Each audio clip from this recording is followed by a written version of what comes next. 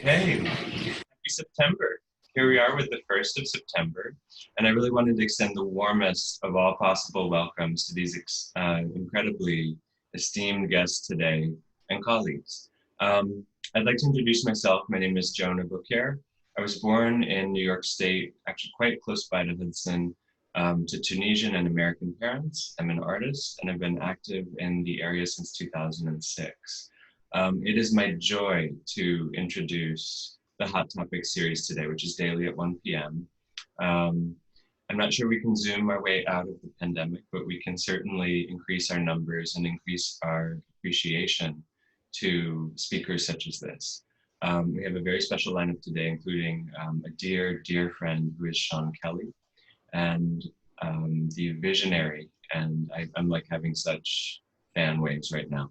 Sean has invited Jon Gray to speak with him as well. This is all about local artists and local venues, as well as local organizations. So special shout out to Hudson Hall, to the Hudson Tourism Board, and to the Common Council, as well as the JM Capital Fund.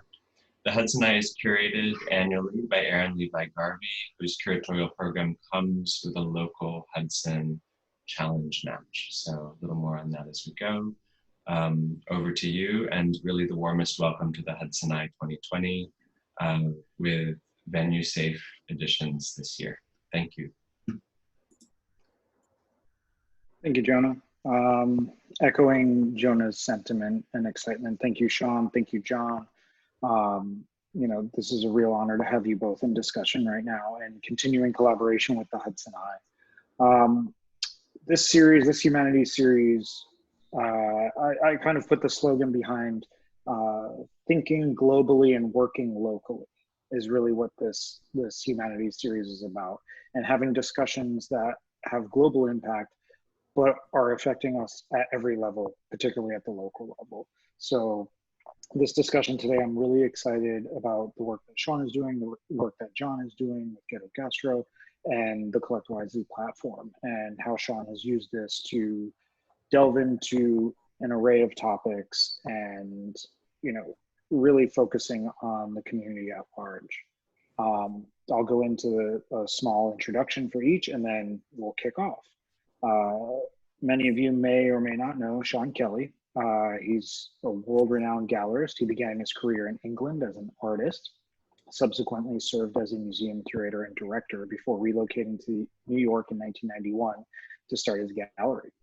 Over the course of more than 25 years, the gallery has garnered international attention for its collaborations with renowned cultural institutions, hundreds and hundreds of exhibitions, and has become a symbol of high quality, thought-provoking contemporary art and conversation, such as Collect Wisely. Most recently, he launched in 2018 Collect Wisely, which is an overarching advertising, podcast, social media, and event-driven campaign aimed at focusing on the discourse around collecting and the return to the heart of the matter, discussing art, artists, and the passion for collecting and connoisseurship and global events. Our friend and colleague Jon Gray is the co-founder and of the Bronx-born creative collective Ghetto Gastro, defining their own lane of transcends food, art, music, fashion, and design. Jon's curiosity has taken him around the globe and has had him seated across the table from world-renowned thinkers, artists, chefs, but he's most passionate about his home, the Bronx, and is part of his team's lifeblood. And every piece of Ghetto Gastro's universe is meant to uplift, celebrate the borough of the Bronx and other places like it as the unsung driver of the global culture. So today we feature Sean Kelly and Jon Gray in conversation. Thank you all. To you, Sean. Welcome to Collect Wisely, an ongoing series of podcasts in which we sit down with people who care deeply about art to discuss how they're using the medium to push boundaries and challenge the status quo. In this episode, we're speaking with Jon Gray, one of the co-founders of the Bronx-based collective Ghetto Gastro. Founded in 2012, Ghetto Gastro is a cooking advocacy collective that ignites conversations about race, class, and inclusion via the medium of food. The collective is committed to feeding, inspiring, and growing young entrepreneurs in the Bronx. And welcome to you, Jon. It is my huge, huge pleasure to welcome you. You are a friend, but you are an absolutely inspirational figure to me, and somebody who I think is just doing the most extraordinary work. And for those of you who want to know more about Jon, there are some wonderful, Jon has given 2 TED Talks. There's also another wonderful iPod podcast that he's been featured on. You can learn a lot about Jon, but today particularly, I want to drill down on how your journey in the Bronx unfolded and how art has played its part in the really extraordinary story of yourself and Ghetto Gastro. So, Jon, when did you first become aware of the power of art and design and architecture and how it could impact your life? I think I got it honestly, my mother, she used to work on Fifth Avenue at John Atkinson Hair Salon, and we would hang out when I got her to preschool, when she was getting off of work. We'd go to the MoMA, we'd go to the Met, we'd grab food in the city from her friends that worked in the kitchens nearby. So it's always been this kind of amalgam of art and food. And then I went to alternative kindergarten. I went to an alternative school called Central Park East in East Harlem, and Spanish Harlem, El Barrio. And it was very like a liberal, artsy kind of curriculum. Like I learned how to read late, but I knew how to draw and make food like early. And we called our teachers by their first name. So it was super progressive. And I read that you actually used to be encouraged, the kids were encouraged to cook in class, right? Yeah, at least in that school. Yeah, we used to make like our lunch. Like it was like a group activity. So when you were, what were you seeing at MoMA or the museums that you were going to with your mum that was particularly getting you excited? Or were there things you were not seeing that were obvious to you? You know what? At that age, to be honest, I can't even remember what I was seeing. I just remember being around art and being in space and going to the 92nd Street Y for after school and like making these cookbooks and doing these illustrations for the cookbooks. Like I remember I did the illustration for Ants on a Log, which was basically just celery with peanut butter and raisins or cranberries. And then like just making like a real crude drawing for that, like at the age of 6, I like vividly remember that. But I think my affinity from art is also just from being in my grandmother's house, and she always had art around, like portraits of Malcolm X, Martin Luther King, like vivid. I always saw Black figures in our home, So were there people in the family who were artists or creative? My aunt Akai was super creative, but she was more on the poetry side. And a lot of times when I think in Black culture, like Arthur Jaffa mentioned, like it's a visual culture, and a lot of that the visualization of the culture comes across in how we dress, right? Because I also remember growing up not really being allowed to have people come to the house, especially if my mother was not there. She's like, I don't want anybody in my house. So it wasn't like the way you could kind of show your flair and your creativity. It wasn't necessarily in the home, but it was like, how do you present outside of the home? So you were born in the 80s. 86, yeah. Right? Not exactly the easiest time for the Bronx. Nah. Where does this burning passion and commitment for the Bronx come from?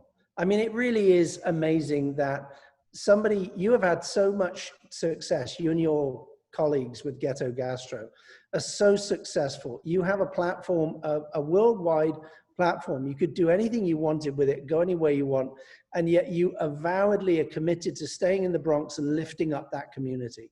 Where does that passion come from?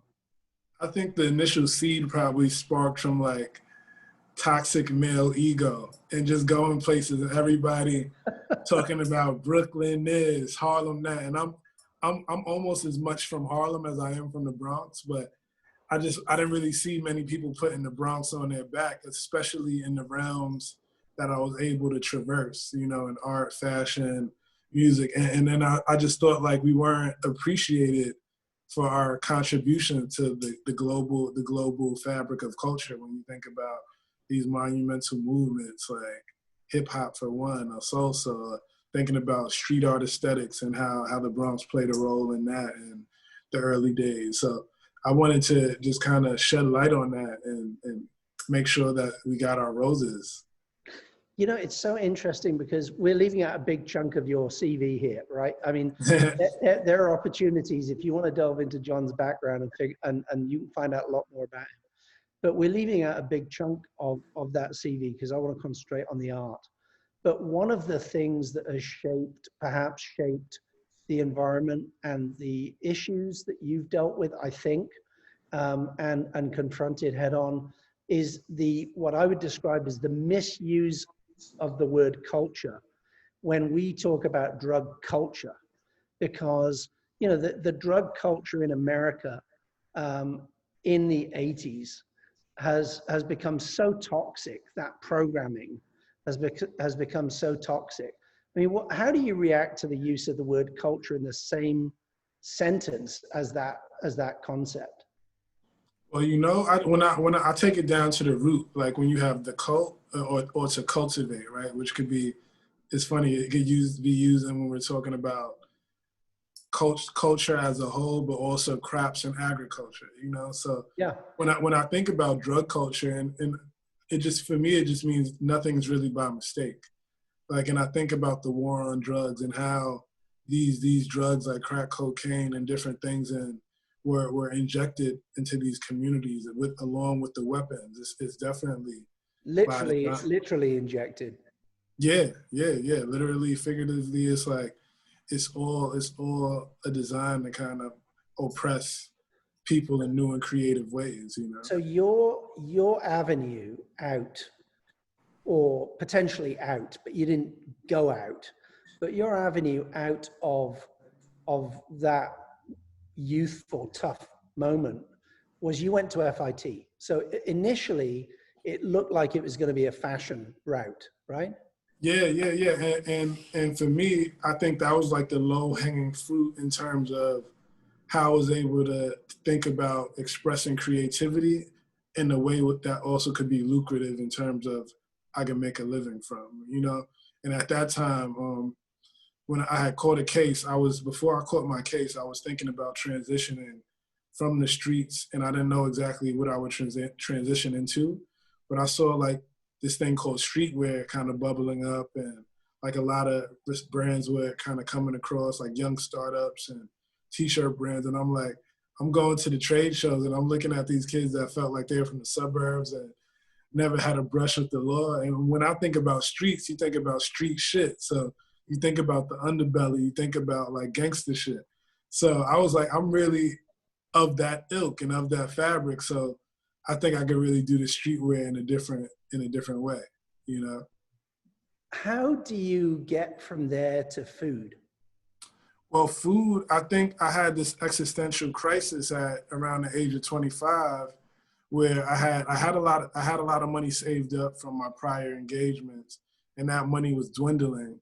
And I had some small successes, but a lot of failures in the apparel and the schmata business, you know? So going through those things, and then constantly having been defined since I was a teenager, because since I was 15, I was financially stable, taking care of myself. And a lot of my self image was attached to how much money I had in the bank or how much money I had access to. So as that started to dwindle, I was like, man, I don't even know what I care about besides money. Like, what would I do? So at that point, that was very much part of your identity. Yeah, hell yeah, definitely. And I was like, I don't know what I would do. I always thought it was like this idea. It's kind of like how Americans, they're like, oh yeah, we're gonna work our whole life, and then when we retire, we can enjoy it. But a lot of times you're not at the state to where you can enjoy it. You know, if you're retiring when you're 60, 70 years old, that's not like your prime year to enjoy life, I feel like. So it's like, what I was doing is I was giving my life to the hustle, thinking that when I hit a certain mark, that's when it was time to start enjoying it. And, you were going to retire at the age of 22. Yeah, yeah, exactly. I always wanted to retire in my 30s.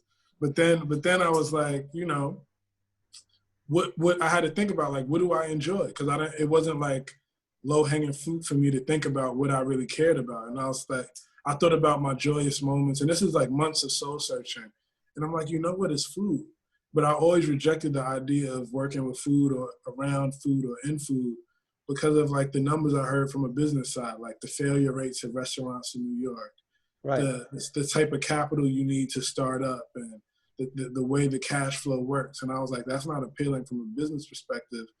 But when I looked at what was around me, I had friends that were super talented, and I was like playing around in this art fashion context.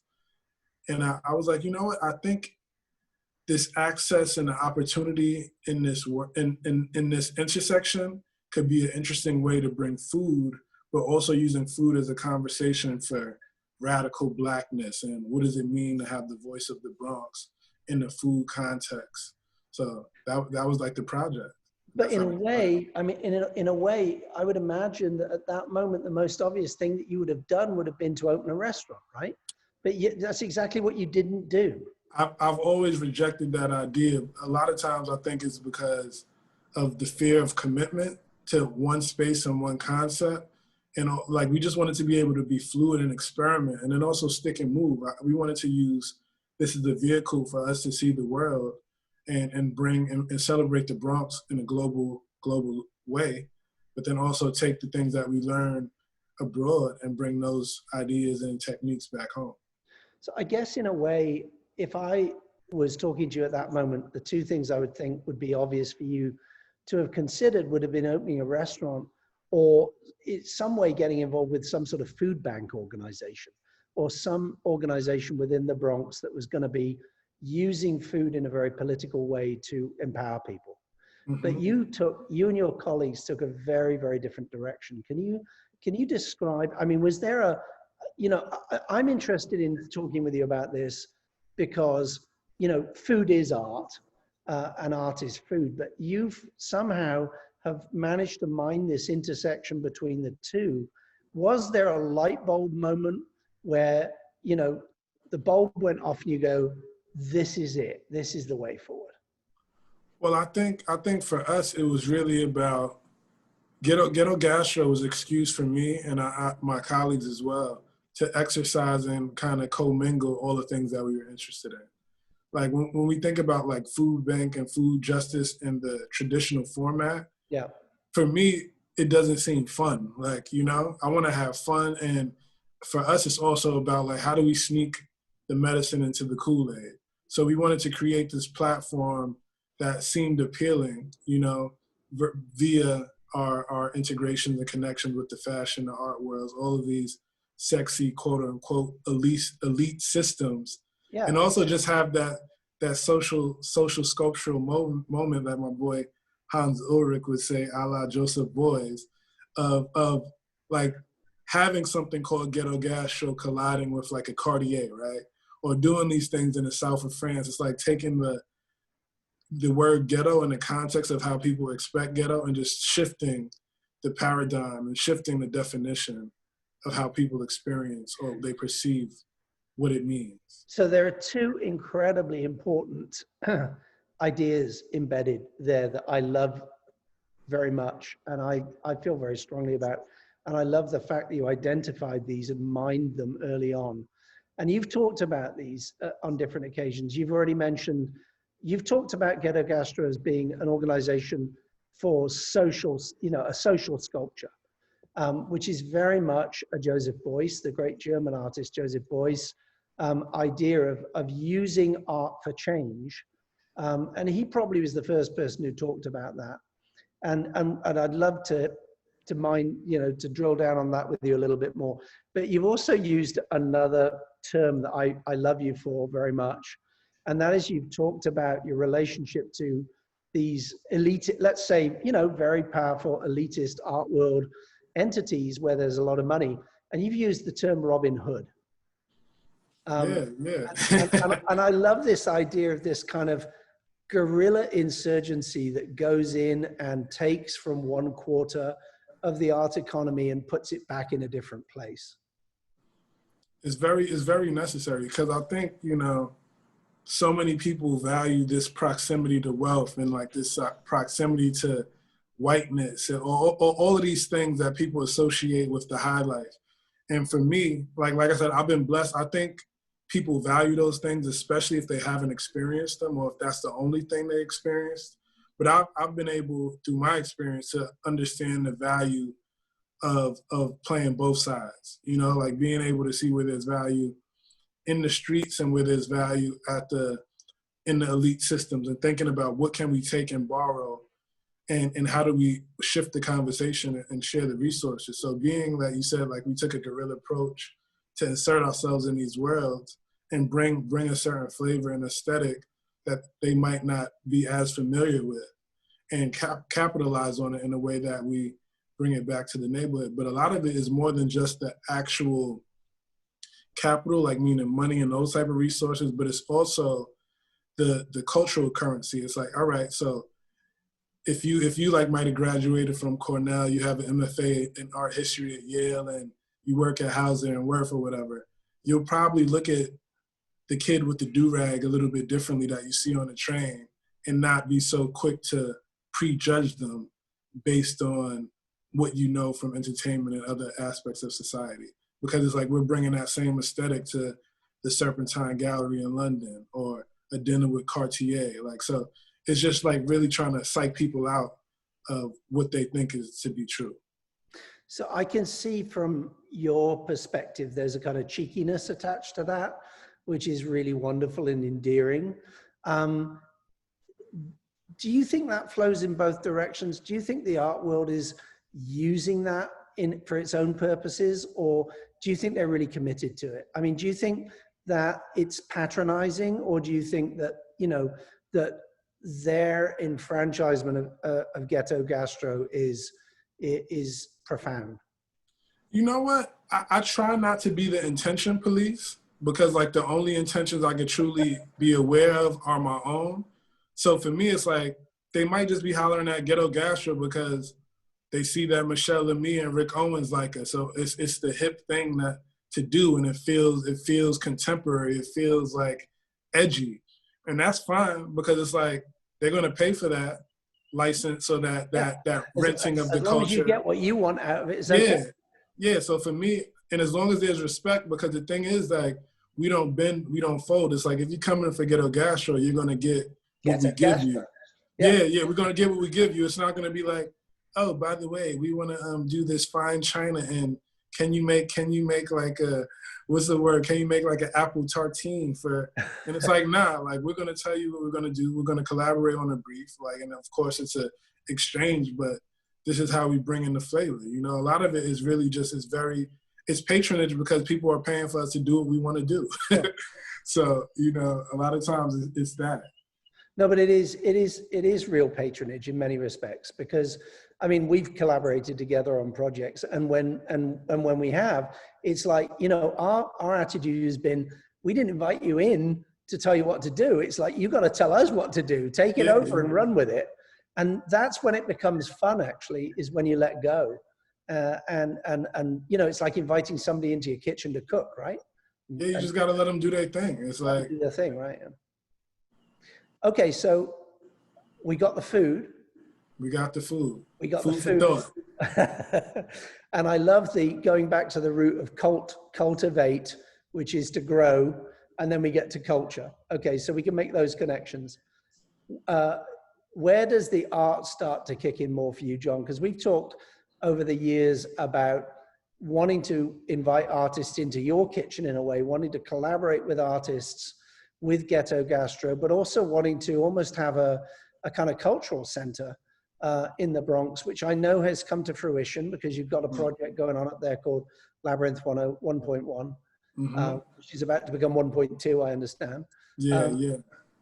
Where does the specific hookup with the artists come? Well, a lot of it's organic, because even before I was doing Ghetto Gastro, I think being in fashion and just moving around and just being interested in like art, architecture, and aesthetics and space, like the making of space and what that means, especially in the context of Blackness and how that like how that relates. And I think just in the spirit of collaboration and partnership, collaboration is a dope way to exchange, right?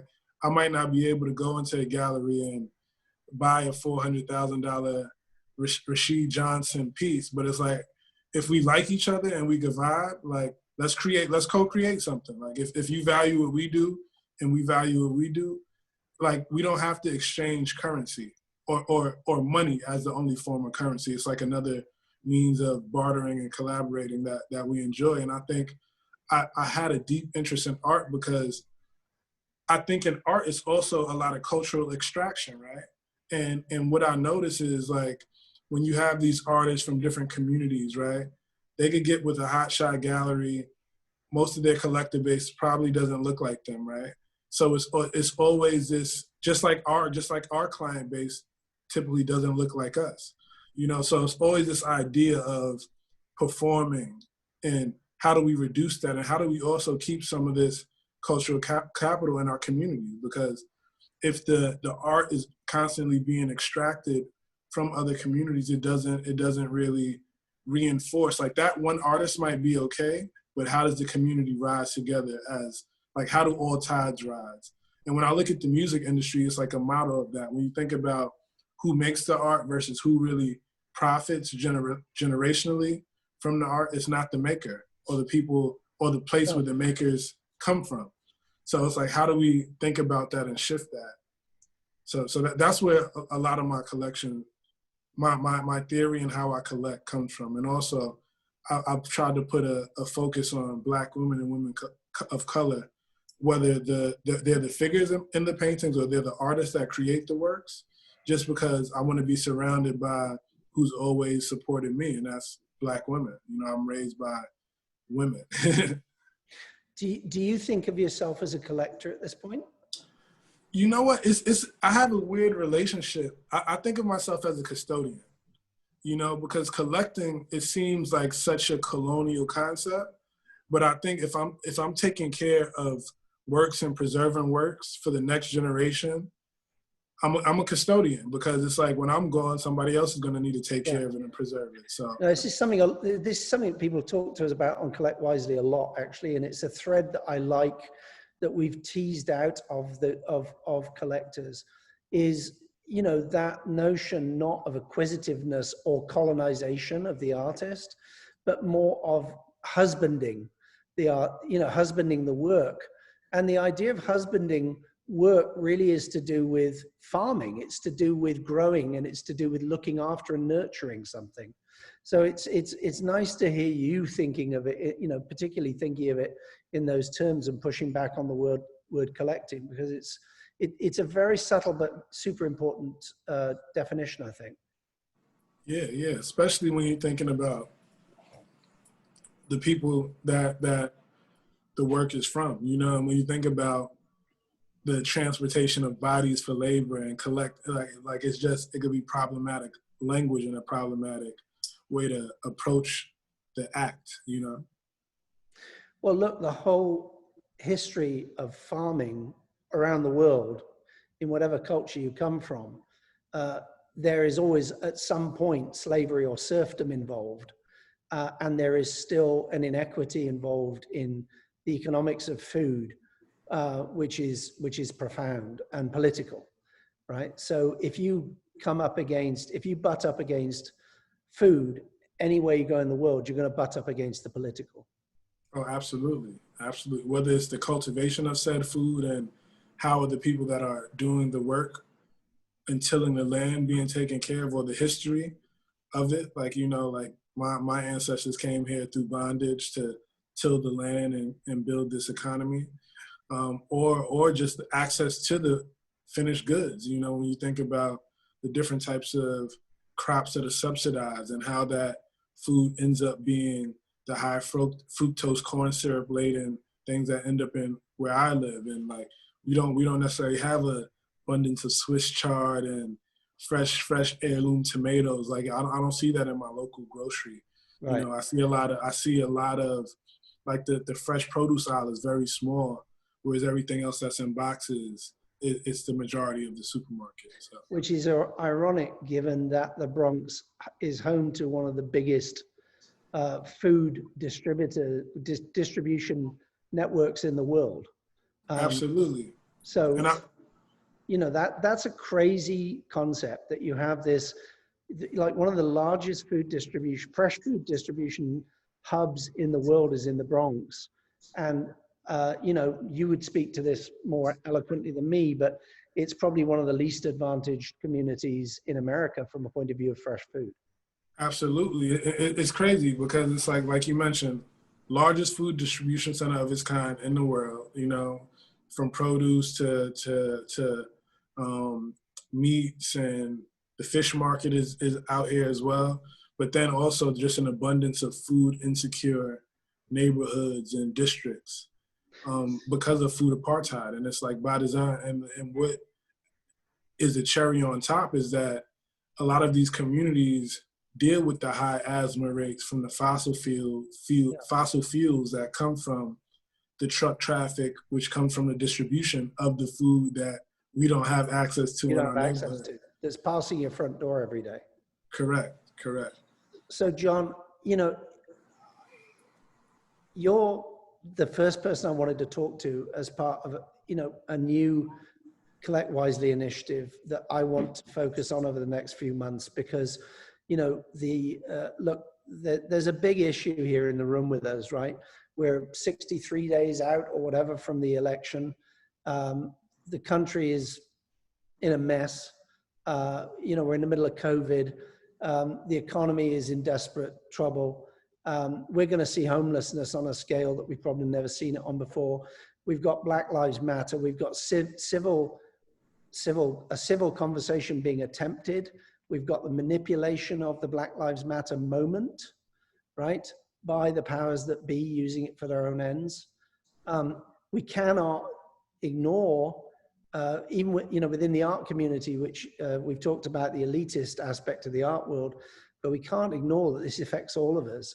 How should we be thinking about this moment and what we in the art world, in the associated cultural worlds, food, architecture, design, what can we be doing to man the barricades in this moment to make sure that there is change?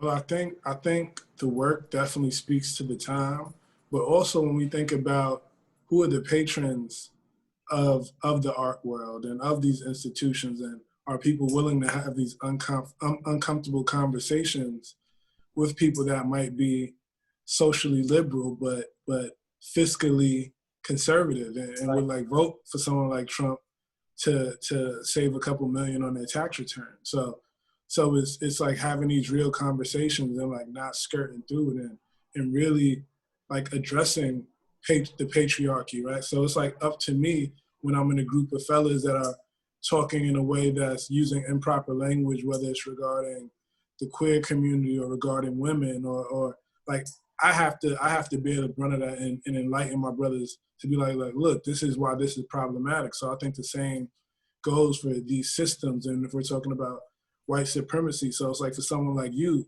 when you're dealing with a collective, to have that tough conversation or a colleague or whatever, like, because I think it has to be it can't be just a blanket solution. Like I think we have to approach it. It's hand-to-hand combat, but also I think it's like getting people in the community to vote, getting people to be active on a national level, on a local level, and just understanding like that these things really create and change the world we live in, you know? Because a lot of times people don't feel like their vote counts. It's like, I can't make a difference. It's just me, you know? But you know, I feel like the only way that we can make those conversations happen is, it's amazing how entrenched people can become in the abstract. And when they sit with each other in a room and break bread, to take it back to an eating metaphor, at the table at the hearth, and you break bread with people, it's amazing how much those boundaries and barriers can be brought down. Yeah. It feels like the activism really has to be on a very human level. Yeah, like I said, because we're social creatures, right? So we have to get next to each other and socialize and give each other perspective and context. Like it's easy to get caught up in the media and paint a blanket picture and create a us versus them mentality, you know. But it's very, very difficult to do that right now. It's difficult to socialize. With You and I COVID, can't yeah. be in the same room. I mean, we can talk to each other via Zoom or some different medium, but we can't be in the same room together right now. Whereas normally we'd have sat at a table and had this conversation, and we'd have had dinner, and we'd have had a bottle of wine, and we'd have hashed it out, right? As we've done.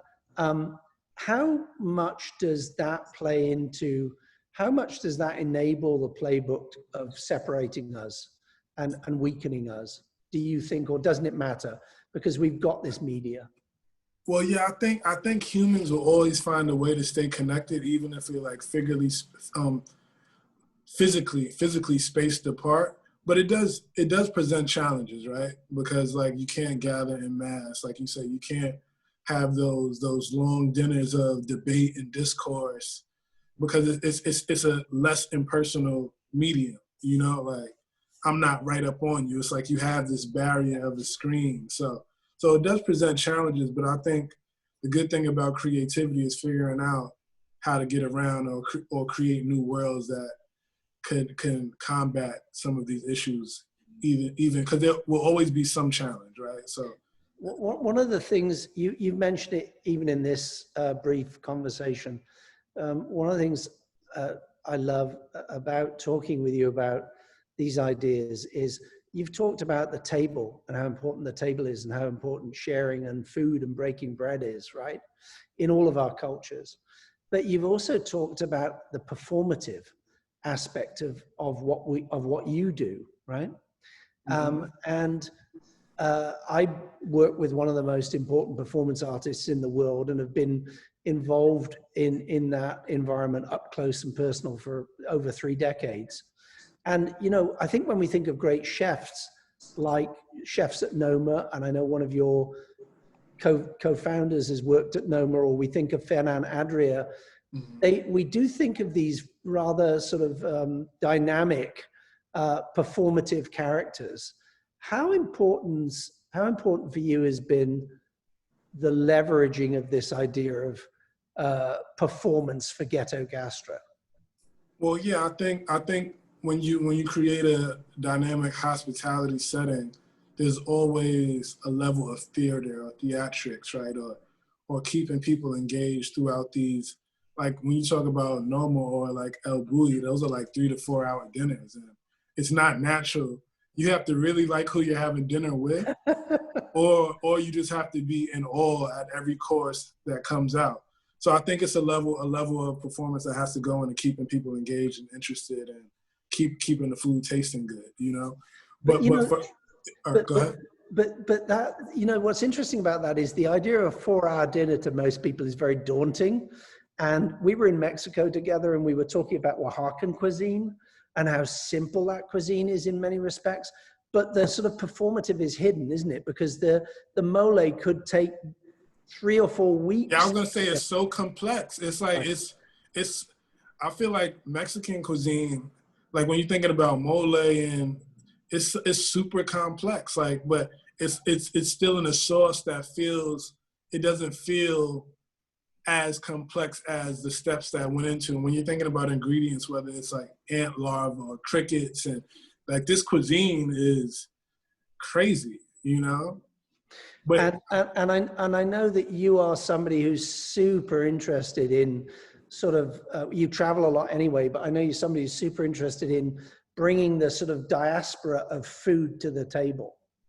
Oh yeah, definitely, especially like the African diaspora, and thinking about like how do we connect with the land that we were stolen from. Like, so it's like searching, sometimes a lot of what we're doing is searching for home and trying to find these similarities and all of these things through the food. So a lot of it is like a journey back to the continent and looking at how Brazil has feijoada, right? You have the Caribbean, Afro-Caribbean, when you go to Cartagena and they do their coconut rice one way. You go to Jamaica, it's rice and peas.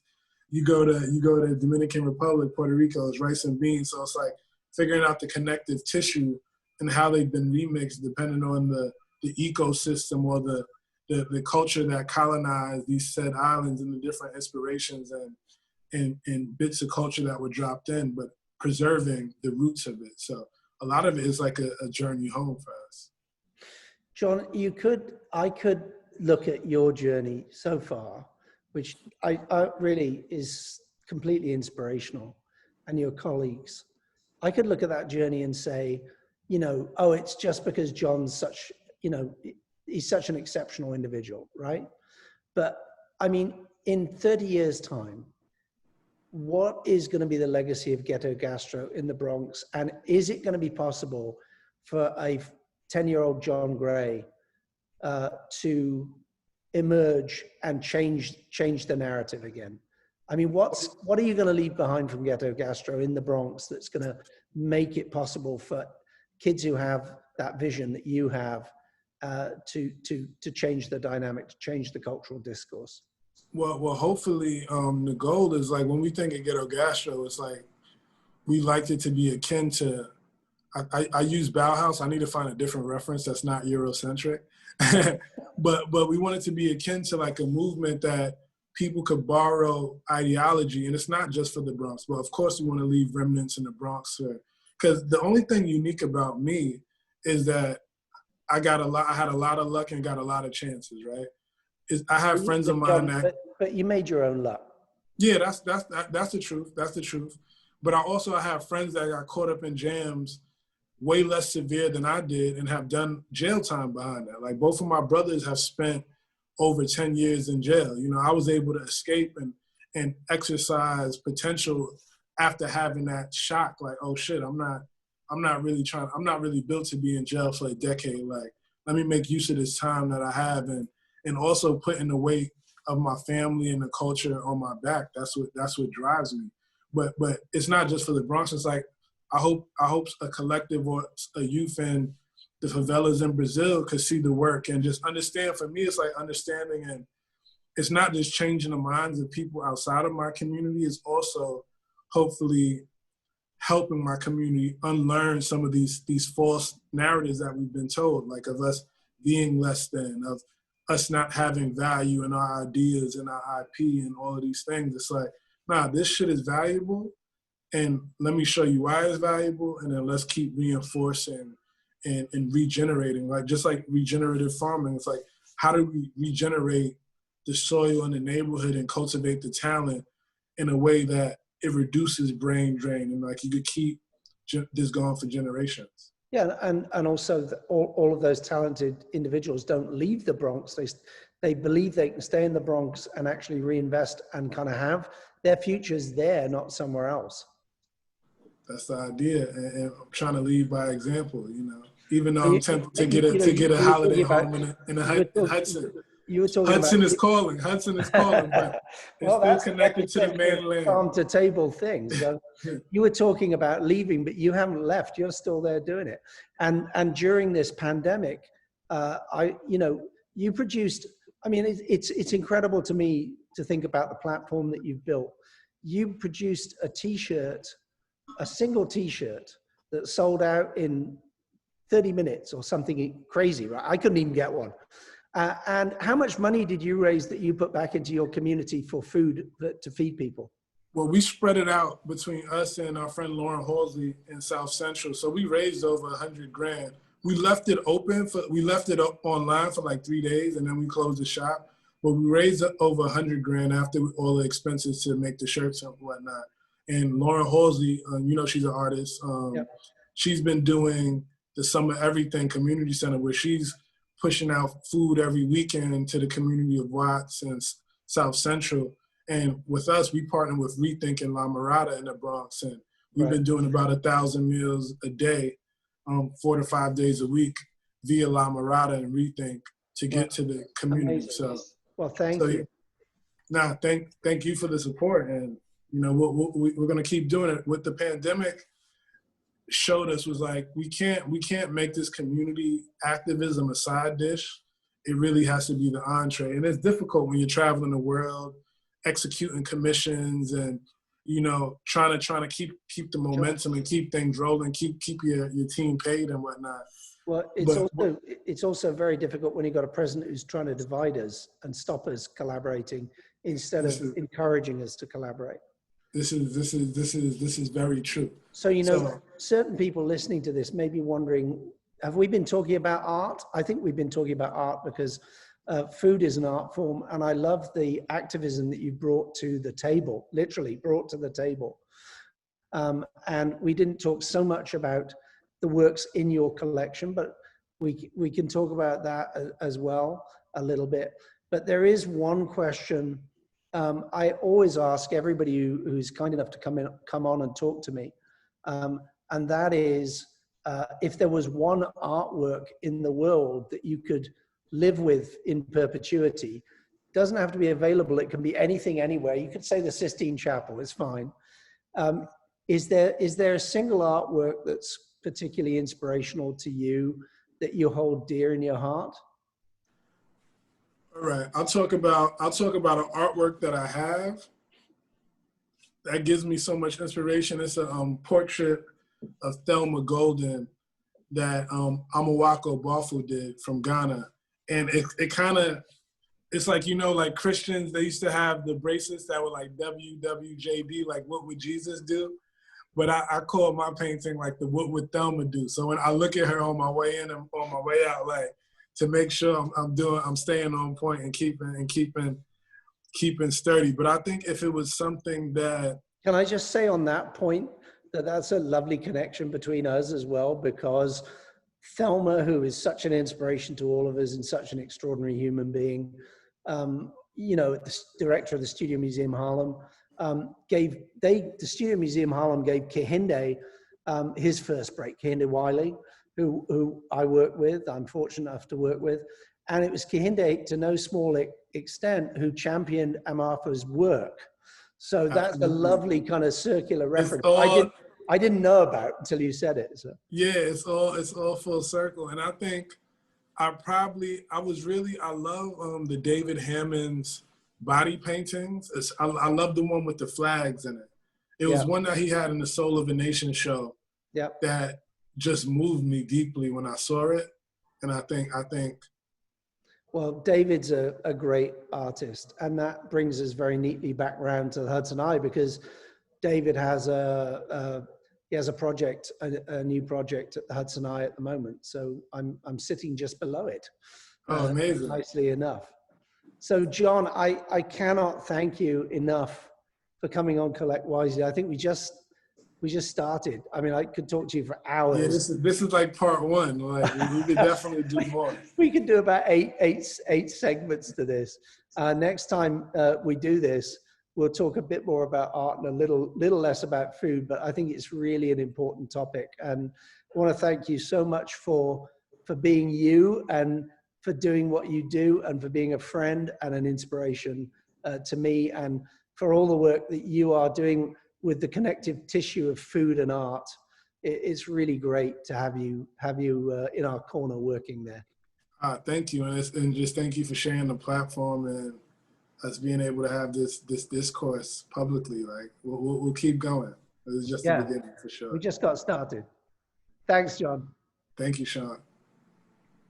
Sean, thank you. That was incredible. Thank you.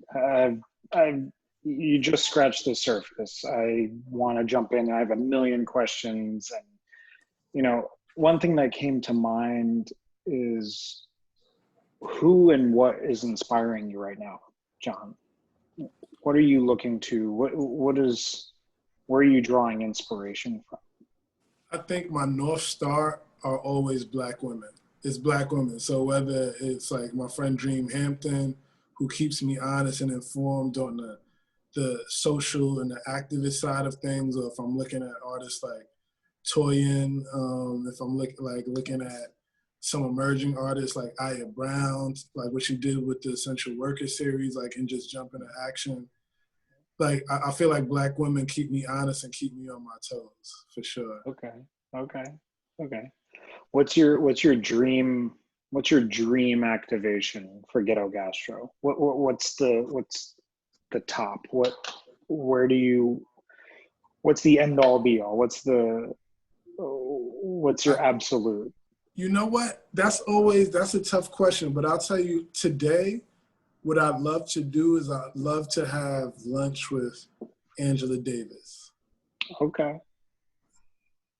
Would you cook for her? Well, you know, I'm not the or cook would you in just the sit gang. together? I'm No, not I'm the just- cook in the gang, but hopefully I can make a mean like smoked salmon on a croissant, you know, and boil some water and create a tea moment. But that's about as useful as I get. Or Okay. actually, I do have some Hudson Valley duck bacon. I could add some. I could do a duck bacon and an egg on a croissant for it. Okay. How fast can you get up here? Yeah. You're speaking my language right now. It's about lunchtime. Hey, John. I wanted to echo Aaron's thanks and also thread it together with Sean. I don't know if that was my cue, but Sean is actually live at Hudson Hall. We're beyond lucky to have him there. But the second floor has a David Hammond's work, kind of sparring as well with Shaikh, with Terrence Coe, and with so many others, actually, with Alora and Calzadilla. So there's also, Aaron has some special news about, you mentioned the Flag series and also the Body Print series, which we could all only wish to behold. You know, I love those movies too. But, you know, over to Aaron to kind of thread it together with Sean. I just wanted to say one of the reasons why what you said today is so dear to my heart is I grew up in my dad's restaurant. It was a Middle Eastern restaurant, which is now closed, but it marked me. And so just listening to you speak today from the heart, I just wanted to say thanks. I know, thank you. And you know who I'll be remiss if I didn't mention and give a shout out, because she's the #1 person in my ear about Hudson, is Shabalala Self. And then I definitely got to shout out my brother, Dan Colin, who's at Sky High Farms, which is in Columbia County, a little bit outside of Hudson. So when I make the pilgrimage up there, I have to get up with Shaba and I got to get up with Dan. Please do. And guess what? We would love to welcome you because Shaba is in this year's edition at Window on Hudson, whose project owner I think is on the call. So that is such an amazing shout out for sure. Well, when you come up, John, we'll get you up to the house. You can stay with us, and we'll cook and we'll hit everybody while we're up here. Let's do it. Let's do it. I'm sitting here waiting for you. All right, look, I might end up popping up on you next weekend. There you go. We'll be here. Don't be shy. Lauren will be back. All right, perfect. John, Sean, thank you for this afternoon. Thank you for your time. And, you know, I could only hope that we do a collaboration with you, John. I would love to find a way to do something. You said Hudson's calling, Sean's calling, we're calling. Let's make it happen. No, we'll make it happen. You need some Bronx razzle dazzle in Hudson. Yeah, exactly. exactly. We're connected because you know the Bronx is the only borough on the mainland, so we're connected. Right. We're on a similar soil, so we'll definitely make it happen. Don't even trip. Right. Thank you again, and thank you for everyone that's attended this afternoon. Yeah. This has been part of our Hot Topics series. Every day at 1 o'clock. It's the same Zoom time, same Zoom channel. Tomorrow we have Vishaka Desai and Melissa Messina discussing post-COVID-19 world and new geopolitics. And this evening we have an opening at 400 State Street featuring 4 amazing Hudson-based artists, Dan Telepapa McMullen, Letitia Hussein, Mackenzie Rayleigh, and James O'Terry. Look forward to seeing everyone. We have a couple of minutes left. I think we have a question from Sherry Jo Williams. Yeah. I don't know if Sean and John, I felt like I was in a living room with you both. It was really, you transported us. You certainly did. But did he knew it best? Like Sean and John go very well together. You know? Yeah, right. You get John cooking and me providing the wine. It's heaven. Oh man, that's amazing. Incredible. I wish we could be in person. And I know we have a couple of members of the press here.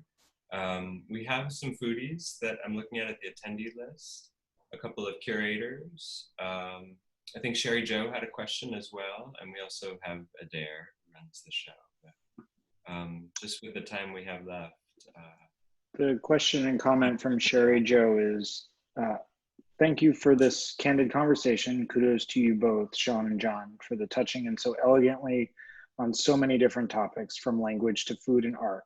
What's next for Ghetto Gastro? Can you repeat that question, because somebody was FaceTiming me and it cut off halfway through? You're in demand right now.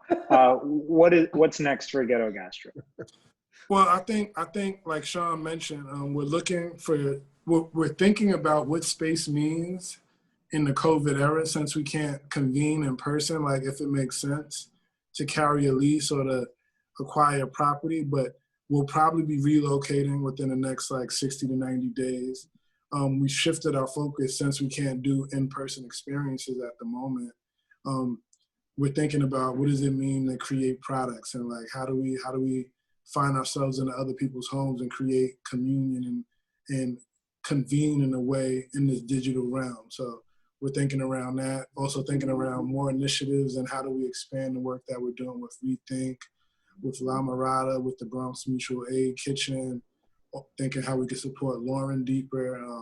Just really wanting to go deeper on the work that we've been doing, work with artists to create. Because the one thing about the Bronx, like it's not known, but a lot of prolific artists are either from the Bronx, so you think about like Glenn Ligon, or are having studio space in the Bronx. So thinking about how do we get these artists engaged with the community in a meaningful way. And well, you come up, the answer to that, John, is you come up to Hudson, because Glenn has a house up here. Oh yeah? Yep, there's a house. Okay. Okay. As does David Hammond. So yep. I've been hearing. Yeah, send me some listings. Yeah, like what's going on? I need the inside track. Let me know what's happening up there. Well, you get your tail up here. We'll take care of it. I bet. It's gonna happen. It's gonna happen within the next 15 days. I promise. All right, we're here. All right, bet. All right, everyone. Thank you again. You've been incredibly generous with your time. John, I look forward to sharing an opportunity to be in person together. If you can find your way up this weekend, definitely do let us know. Definitely. Jonah, Aaron, thank you so much again for the platform. The work you're doing is amazing. You know, Aaron has roots in the BX, so, you know, we're connected. So yeah, let's just stay in tune. Avenue. Which avenue? Gerard Avenue. Oh, Gerard. Oh, I was just on Gerard earlier, and I used to, okay. I did a few, I used to play ball at the Gauchos. Okay. So, yeah, Gerard. Yeah. And I went to All Hallows on Walton, so it's all linked up. Cool. All right, I'll see you soon, everyone. Thank you. All right, y'all. Peace out. Peace and love. Enjoy the rest of your day. Happy September. Thank you. Yes, it's the first of the month. Shout out to Bone Thugs and Harmony. Yeah. Yeah. Thank you. All right, y'all. Peace. Great to work.